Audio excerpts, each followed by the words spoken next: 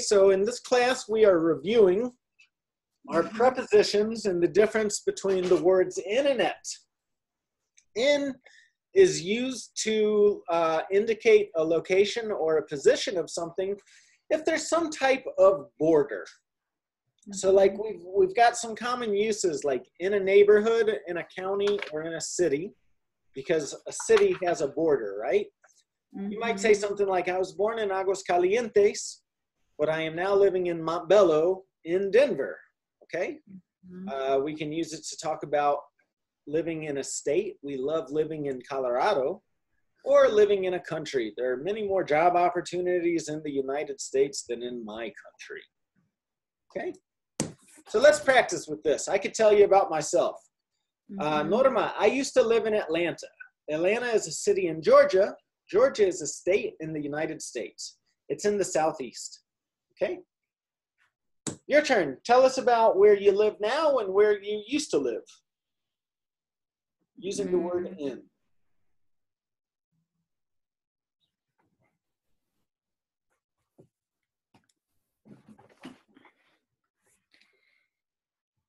I used to live in Aurora. Okay.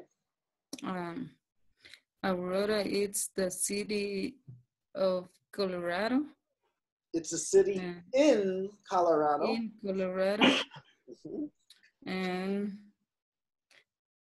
Colorado, it's a state in the United States. Yeah, very good. All right, good. Now, the word at is also used to talk about location and position, but the difference is it's much more precise or exact. It's much more detailed. So when we say like in a city is a very large area, right? If I tell you I live in Denver, like maybe if you're thinking of the whole country of the United States, that's very detailed, but I'm not telling you exactly where in Denver. It's very vague. But if I tell you I work at the language school, that's very specific, right? So we use the word at before a business, a venue, or a site. We can also use it before an address. Like I might tell you the language school is located at 4730 Oakland Street. We can also use it to talk about an intersection when we give two cross streets. It is located at the corner of 47th and Oakland. Okay? So here's another example, right? I work at Empire Roofing. The main office of Empire Roofing is located at 14101 East 33rd Place, Aurora, at the corner of East 33rd and Sable. But I do not work at the main office. I work at lots of different job sites in Aurora and Denver. Okay? Where do you work, Norma? I don't work at this moment. You don't work at this moment. Okay, fair enough. Very good. Hi, who joined us? Hi, good morning. Hi, Araceli, how are you? I'm fine, thanks. How are you? Yeah, I'm good, thank you. All right, so let's practice with the difference between in or at, okay? So number one, Norma, read the whole sentence and tell me, complete the sentence with in or at. He says he loves working at McDonald's. Very good. Araceli, number two. I now live at Green Valley Ranch, but I used to live at Montbello. So here with both of these, we're going to say in Montbello. In because it's a neighborhood, okay? Neighborhood. It's not very specific. It's a neighborhood. Okay. All right, Norma, number three. They buy their groceries at Whole Foods every Saturday. Yeah, good. Number four, Araceli. I'm at my favorite restaurant on weekends. Good. Next, Norma. Our cousins live in New Mexico. All right, number six. She was born in El Salvador during the civil, I can see, sorry. The Civil War. Okay. Good. Go ahead, Norma. I work at the corner of Colfax and Peoria. Good. My dad lives in Georgia, but my mom doesn't live in the US. All right, good. My brother hates it in Florida because he says it's too hot. Good. My friend works at the Domino's in 3460 Park Avenue West. Again, I would say at here because we're given a specific address at 3460 Park Avenue.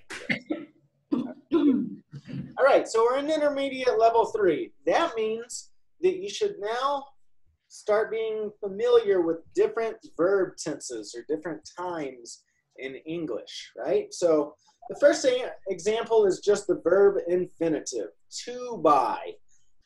We use the infinitive typically when we're connecting two verbs, right? So I'd say she wants to buy a car, but she is broke, okay? The simple present tense, we have two possible changes. I, you, we, they buy. He, she, it buys. We add this little S in the third person. So for example, you buy new shoes often, or your husband never buys new shoes, okay? All right, moving on along, we have the present continuous, okay? This we always use by combining the verb be with the ing form of the verb, be buying. So for example, we are buying a new house at the moment. You've also learned the simple past. Now buy is irregular in the past tense, so buy changes to bought. For example, my parents bought me a new phone for Christmas. In the simple past, we have no changes. It's always going to be bought. I, you, we, they, he, she, it bought. Okay?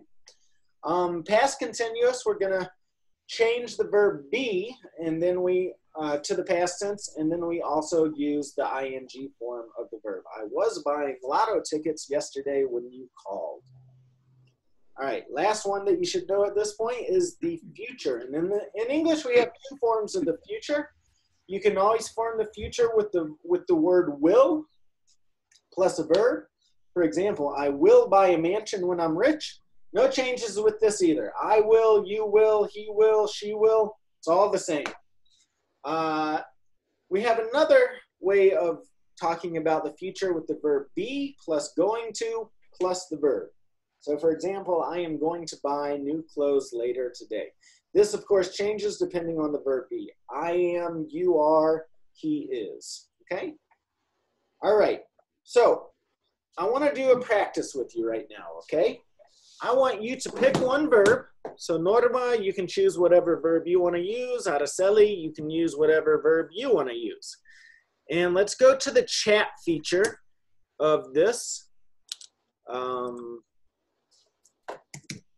right. Can you see the chat? Mm-hmm. Yeah? All right. So whatever verb you want to use, I don't care which verb you use, but I want you to give me one sentence with each one of these tenses using the infinitive, the present continuous, simple past, past continuous, and the future. So you should have 1, 2, 3, 4, 5, 6 sentences, okay? So go ahead and write your sentences into the chat for me, please.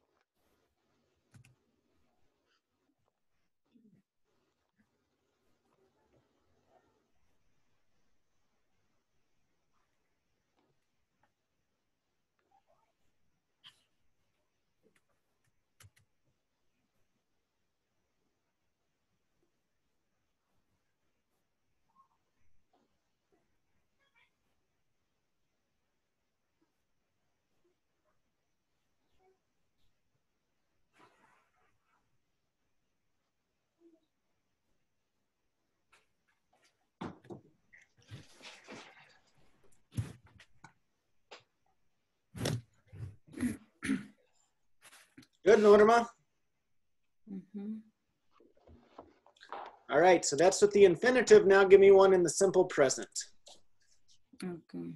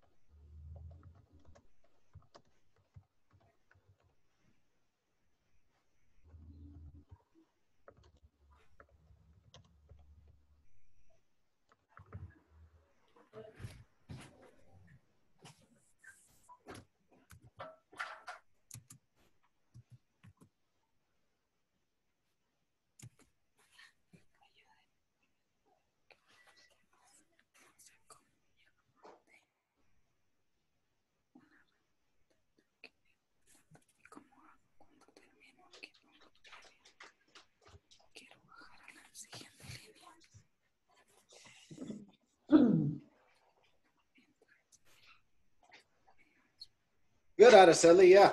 I need to speak with my husband about the party. Perfect. Now give me one in the simple present tense.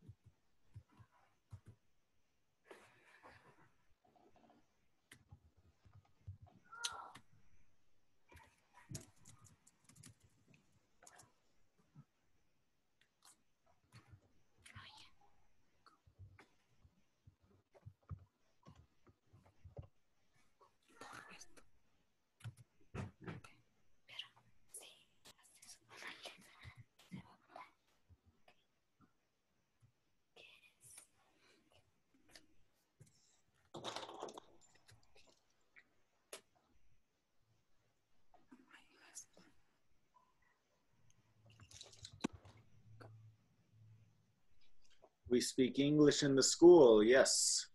My daughter speaks English very well, very good. All right, try to give me something in the past tense now, Araceli. Or I'm sorry, the present continuous. Present continuous, okay.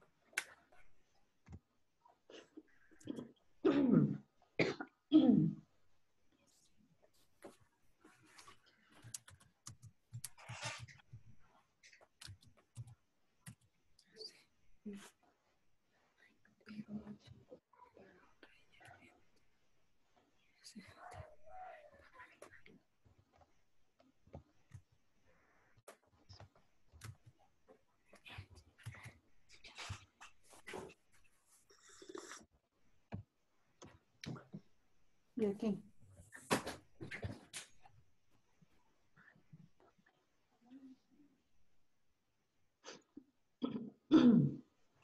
She is speaking with her friend by phone. Yeah.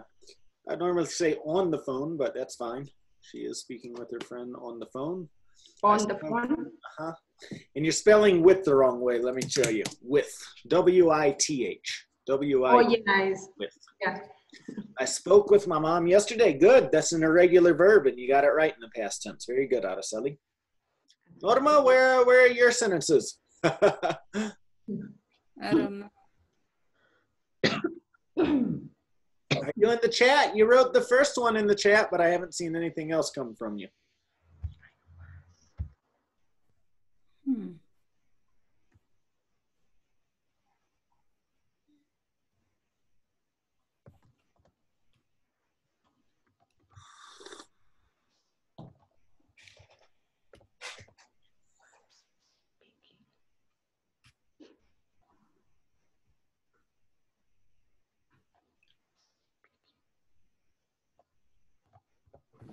Y aquí.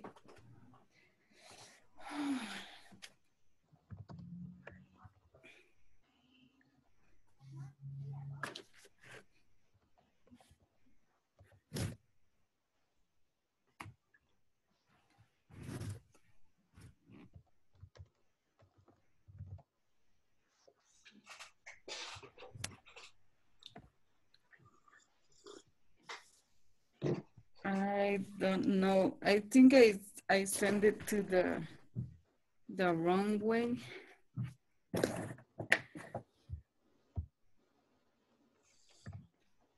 I don't know. I don't see it.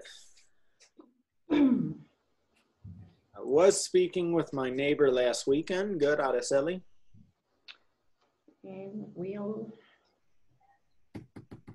Araceli, did you get the chat from Norma? Did you get her sentences? Maybe you sent them to Araceli. I don't know. It shows Zoom.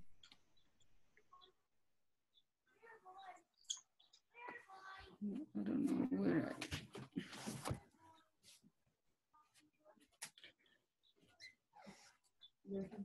That's okay. You can read them to me, Norma, after.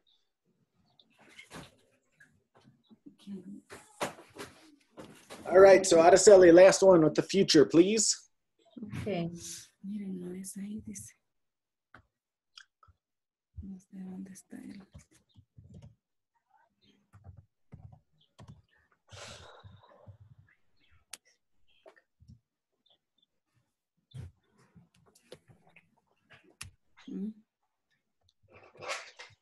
Sí, pregúntale cómo. ¿Por qué me parece Zoom, pues? Aquí, no creo. Aquí. Aquí. ¿Y por qué me parece otro?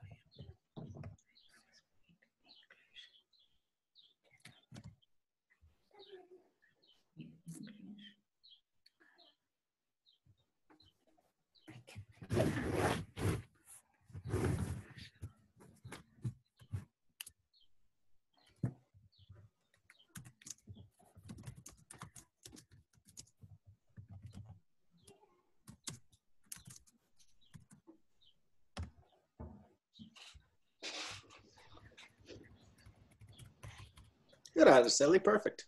Good. Yeah. All right, Norma, do you want to just read me the sentences that you wrote? I don't know where I send it. You don't know where they are? Okay. Well, that's okay. Just, you could do it for homework, okay? All right, let's move on. Okay, possessive adjectives correspond with the person that has a particular item or thing, right? So I could say, I am an English teacher.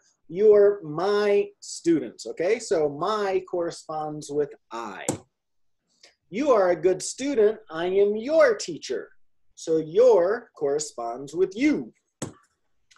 We are co-workers. We are eating our lunch, okay? So our corresponds with we. They are some neighborhood children. They are eating their popsicles. So their corresponds with they. He is playing a guitar. It is his guitar. His corresponds with he. Last one, she is from Belgium. Her name is Audrey. Her corresponds with she. Sorry, this is the last one. This is a cute cat. It is eating its food. Its corresponds with it. In this situation, it's an animal. We don't know if it's a boy or a girl, so you can say it. Okay? All right, let's practice with this. Fill in the blanks with the corresponding possessive adjective. Number 1, Norma.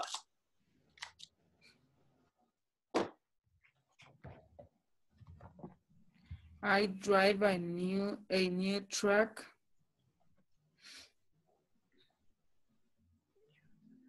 I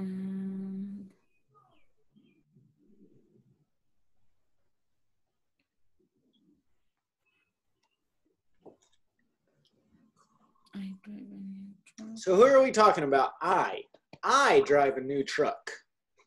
So what's the possessive adjective that corresponds with I?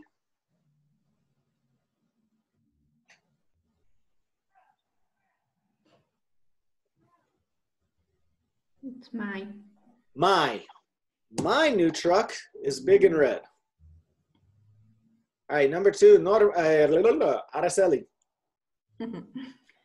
You do not eat peanut butter. Does your wife eat peanut butter? Good. Go ahead, Norma, number 3. We are doing our homework together. Yep, that's the one. 4. They have a new... Araceli. Yeah, Araceli, go ahead. This is 1 and 1. 1 and 1. Take turns. Okay. They have a new table in their house. Next. Okay, students, open your books and turn to the first lesson. She wants to see her dad. My neighbors have a new dog. It has their own food. Yeah, so this one is a little tricky because we do have my neighbors, but now we're talking about the dog. It has its own food. Oh, okay. That man over there is my friend. His name is Mark. Good. She is my sister. Her name is Julia. It's nice to meet you. I'm sorry, say that one more time. She is my sister. Her name is Julia. Okay, good. Yeah. Okay. It's nice to meet you. What is your name? Perfect. All right, you guys got it. All right. So let's talk about things that we like, right? So I want you to each tell me about your favorite possession, the favorite thing that you own. Okay? Norma, what is one of your favorite possessions?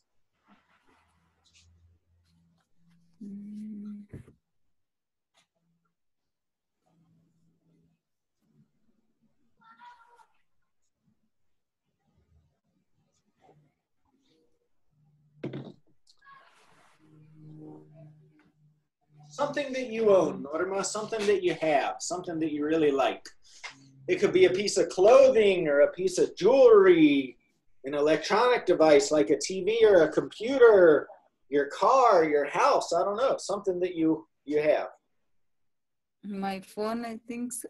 Your phone is your favorite possession? Okay, good. And what about you, Araceli? What's your favorite?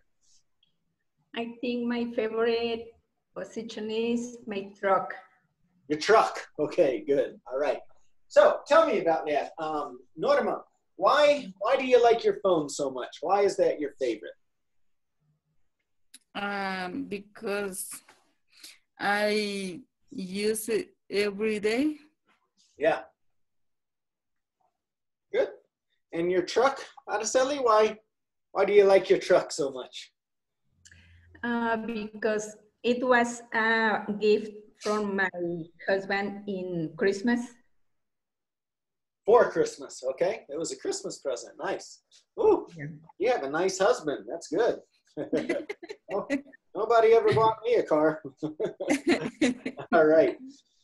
When did you get your phone? When did you get your phone, Norma? I think so. 2 years ago for a Mother's Day too. Okay, good. And when did you get your truck? This past Christmas or the year before, Araceli? The year before. The year before? Nice. Yeah. Well, you already answered this question. Araceli, your husband gave you your truck. Norma, did you buy your phone or did someone give it to you for a present? My husband gave it to me. Ah, you guys have good husbands. Right. Yeah. Give as much detail as possible. Anything else you want to add about your truck or your phone?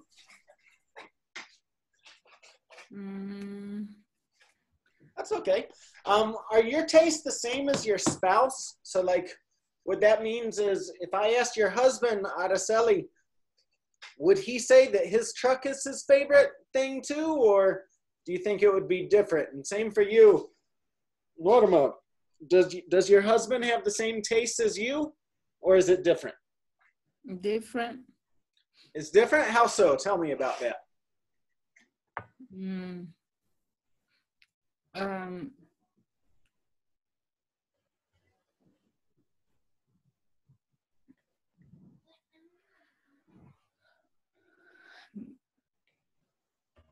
Because he don't have the same phone. He doesn't.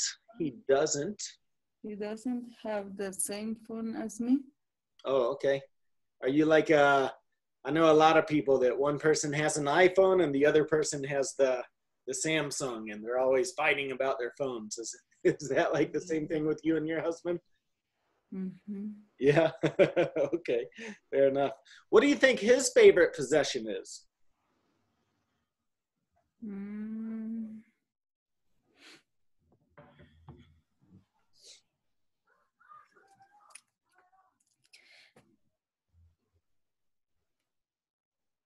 He doesn't like to use expensive phone because on his work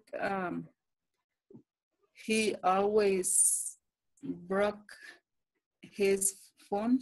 Oh, he always breaks his phone at work. Yeah. I understand. So what do you think his favorite possession is? What's his favorite? Samsung too. Okay.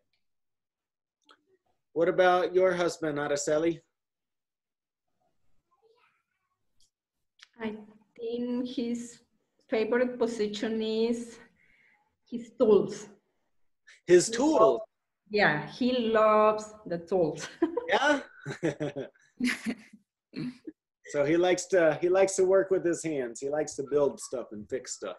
Yeah. Yeah. Yeah, that's normal, I think. I love the he loves the Home Depot. Yeah. Very typical for a guy. Yeah. We're simple. Give us a hammer and we can keep ourselves entertained for a couple of hours. Yeah. What about your parents? Do they like the same kind of things as you, or do they like different things?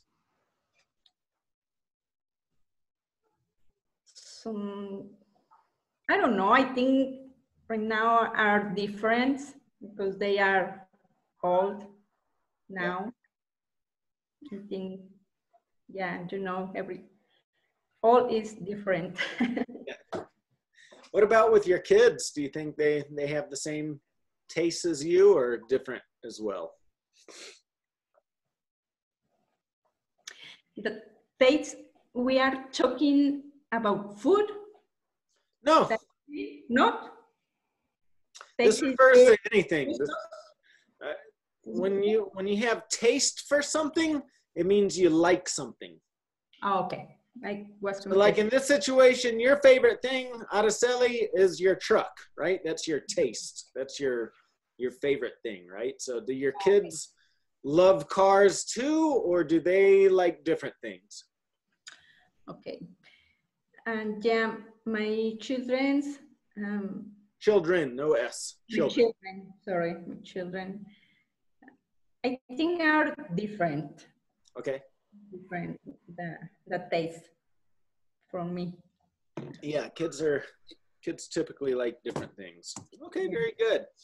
What questions, we're going to kind of reverse the language here. What question would give you this answer? So imagine you ask me a question and my answer is, her name is Susie.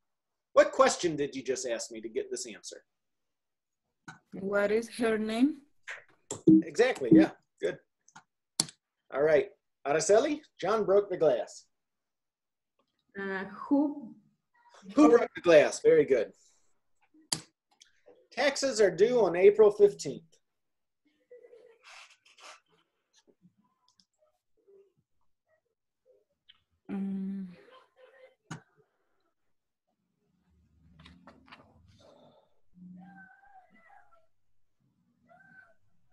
When are due taxes? When... Close, very close. When are taxes due? Oh, sweet.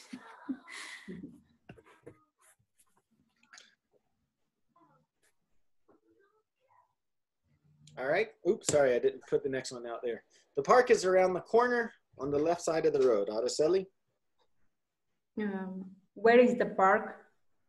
Where's the park? Yeah, good. I'm going to work at 8 a.m. What time are you going to work? Yep. Perfect. I'm going to the supermarket.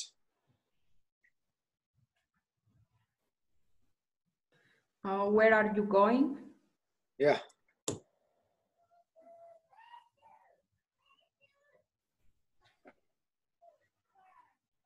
Oops, next one. My favorite restaurant is Olive Garden. What is your favorite restaurant? No, I don't have a girlfriend. Do you have a girlfriend? Yeah, good. I like to go hiking on the weekends. What do you like to do on the weekends? Good, yeah. I hate being late because of traffic.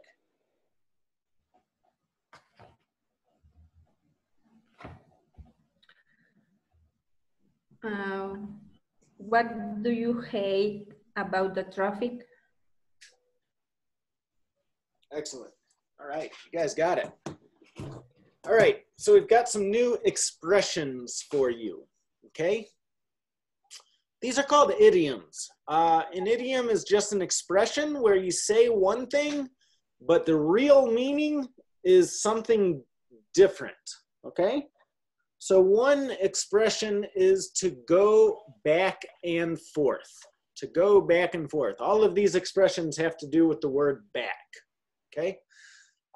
When you go back and forth, it typically means you're very indecisive. You can't make up your mind. First, you want to go to the movies, and then you want to go to a concert. But then you decide you prefer to go to the movies, and then maybe you just want to stay at home. But then you think, maybe it'd be nice to go out and go see a movie. But then, you know, you can't make up your mind. You go back and forth. You're not sure.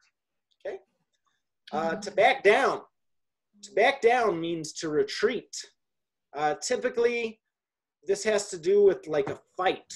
You're fighting about something and you don't want to fight, right? Somebody comes up to you and wants to fight you, and you say, I don't want to do that, right? You back down. Does that make sense? To back down. To back down means to retreat. Back on my feet. Back on my feet. We say this a lot, to get back on my feet. I need to get back on my feet. This typically means that you're in a bad place, but you are rebounding. You're getting back from a bad place and returning to a good place. We often use this expression to talk about money or to talk about health, right? It literally comes from the idea that you're sick and you're in bed. right? What happens when you get sick? You stay in bed for a couple of days, 2-3 days, right? And then you get up and you get back on your feet. So it just means to recuperate.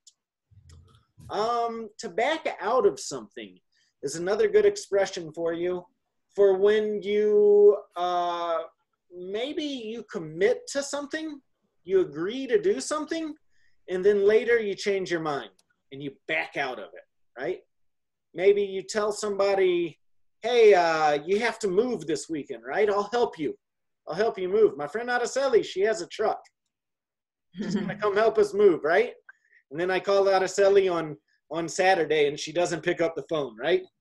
Araceli, where are you? You told me you were gonna help. And Araceli, she doesn't pick up the phone. She backed out of helping me. Does that make sense? Yeah. Back to back is an expression when you have to do one thing after another. For example, today I had back-to-back English classes. I had a class from 9 to 10:30, and then I had another one from 10:30 to 12. I had back-to-back English classes. No break in between. It's one thing immediately follows the next. And then you can back up someone or back up something. It can have a couple of meanings, but typically means it's to support somebody, right? You can think of it like you're arguing, like two people are arguing, right? And somebody comes along and says, no, I think this person's right. That person is backing up that person, reinforcing. Do you understand? To back up. These are all idioms, right? If you look these words up in the dictionary, it's not going to make sense. But when you study the phrase, it gives you a different meaning. All right? So here we've got some examples for you. The argument went back and forth before the judge made a decision. Okay? The two lawyers, they're going back and forth, boom, boom, boom, boom. Finally, the judge decided. Okay? The next one, the government backed down from their plan to attack. We see this a lot with politics in the world, especially right now.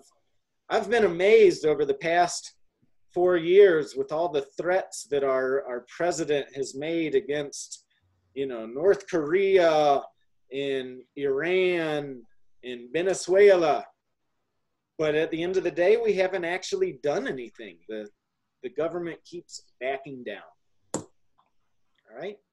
My friend is back on the feet after his company went out of business. What this means is he went out. Can you imagine? You go out of business, you lose everything. You lose your money, your business relationships, your job, your livelihood. And it puts you in a bad place, right? Some people don't bounce back from it. But in this situation, when he says my friend's back on his feet, that means like, oh, he went through a little period where he was depressed and in a really bad place, but now he's back on his feet. He's doing good again. He's making money again. He started another company or he got another job, whatever it may be. He's back on his feet. Next one, the company backed out of the agreement with the foreign firm. They made a business deal. All right, I'm going to sell you 100 batteries for $5 a piece. And then when it's time to actually, send the batteries, I said, I changed my mind. I'm not doing it anymore. There were 2 back-to-back games today because of the rain last week. We see this sometimes in baseball. It's called a doubleheader when you have a back-to-back game. They play 2 games, one after the other, no break. Last one, the doctor made a mistake and the hospital refused to back him up. We see this with a modern debate right now with the police brutality, right? In this situation, police officers that show misconduct, they typically get backed up. They don't face any consequences. And we're seeing now that the American public is fed up with it. We're tired of it. We want to see these police officers held accountable. And in certain instances, their commanding officers are not backing them up anymore, like it's historically been the case. All right, let's practice with this. Araceli, number 1. Fill in the blank with the appropriate idiom that we just learned, if you can.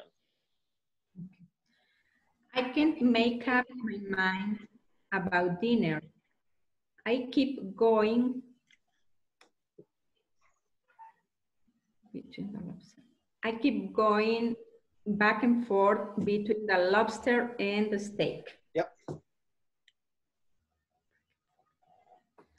My best friend is really brave and he never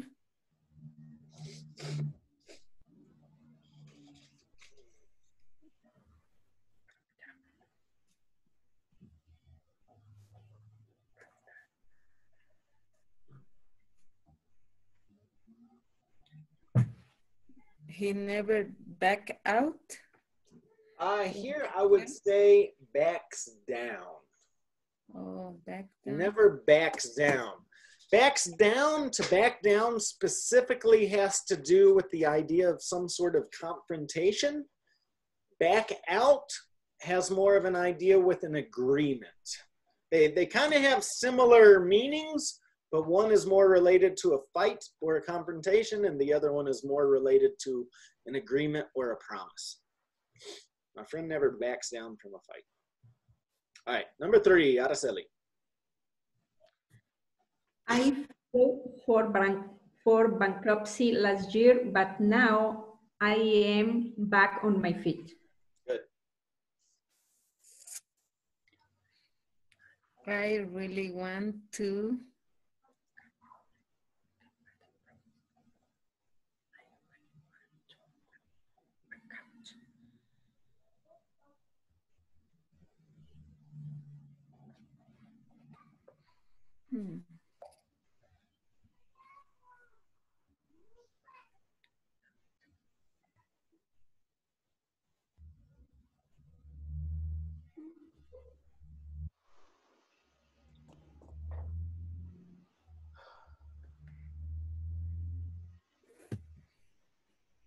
back this to is back. similar. Look at that word promise. There's one word that I was just talking, one expression here that I was just talking about. It's very specific to the idea of a promise or an agreement.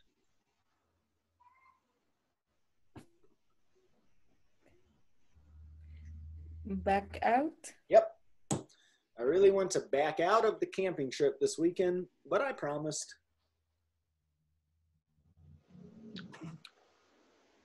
We saw all the Sopranos episodes back to back. Back to back, yeah. We hear this phrase, binge watching. That's what that means. When you watch something back to back, you're binge watching it.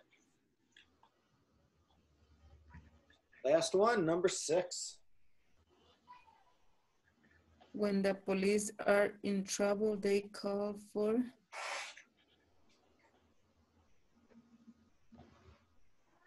back up.